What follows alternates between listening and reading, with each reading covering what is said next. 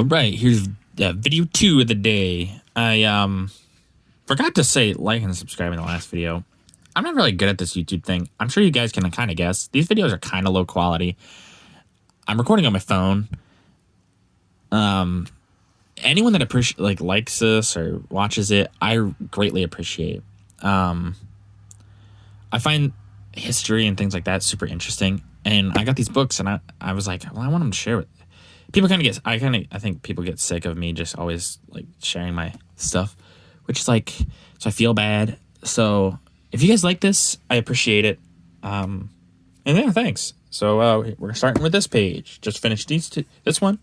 Now we're on to this one. So it says, the Luftwaffe rains destruction on Poland, September 1939. It says, bombed Polish armored train. This remarkable picture shows what happened to a Polish armored train attack by a known German bomber. High explosive bombs weighed 520 pounds were used in the attack. Their destructive effect can be gathered from the damage to the train itself, as well as from the side of the bomb crater. Now you can see this armored train.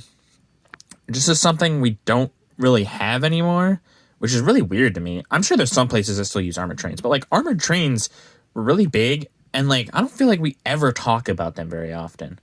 But they were a big part of this war, and wars of the past too. Because an armored train is kind of terrifying, really. But yeah, you can see, obviously, destruction of the bomb from how this train looks, and that crater.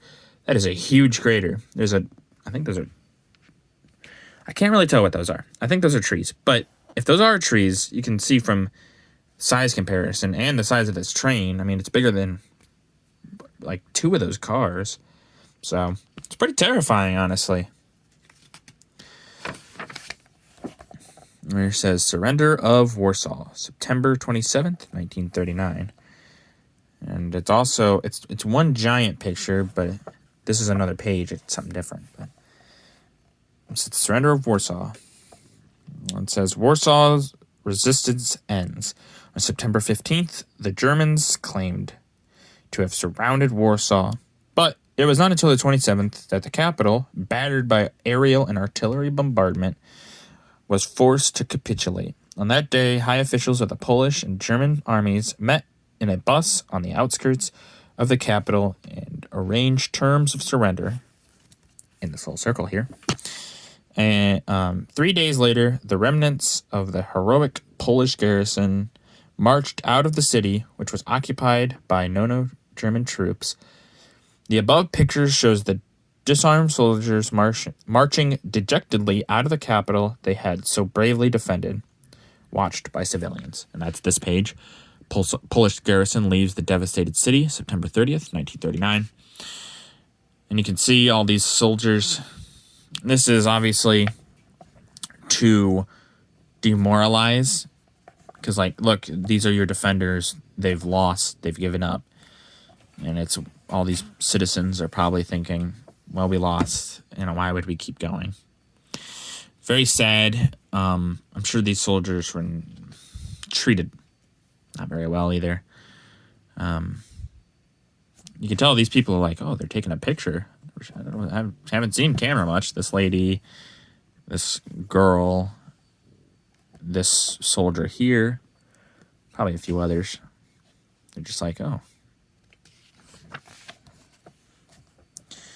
Germany and Russia share the spoils, September 29th, 1939. It's a nice map. Slovakia, Ruthenia, Hungary, Romania, which we would call Romania. So it's interesting that it's that way in there, huh? A new division of Poland.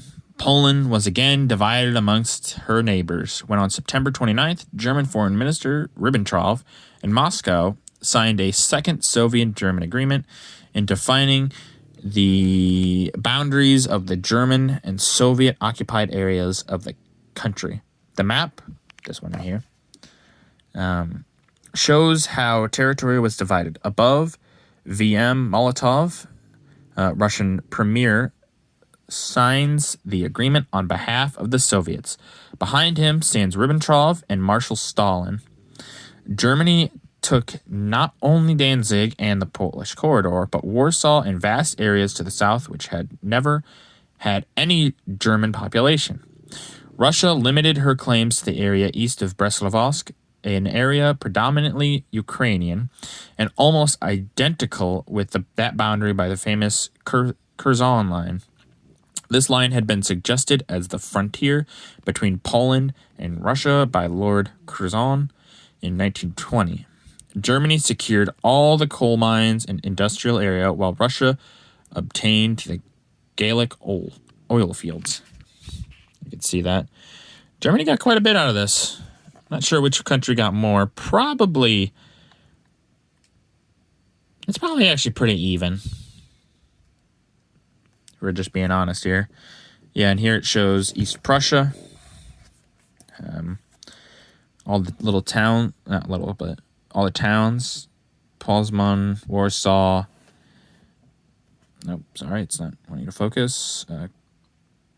Katowice, I don't know. Some of these I'm not very good at pronouncing, as you can tell. And then there's Lithuania. And then this is going to be the last page for this video. Victory Parade in Warsaw, October 5th, 1939. No German conquerors and silent Warsaw. On October 5th, Funny Mustache Man flew to Warsaw to take a salute of the grand view of his victorious troops. The route was carefully chosen to avoid these parts of the city that had been devastated by aerial bombardment, and the streets were lined by German troops to keep the crowds in check. The precaution, however, seemed unnecessary since Warsaw's population stayed indoors and processions made its way through the almost deserted streets, as can be seen above. Yeah, there's like no one here. There's the troops. There's all this, and there's a few people over here, but like there's no one. No civilians lining the streets to see. Is there a new Führer? Nothing. It's kind of sad. All right, well, that's the end of this video. I want you guys to like and subscribe if you would. I really appreciate it, and thank you.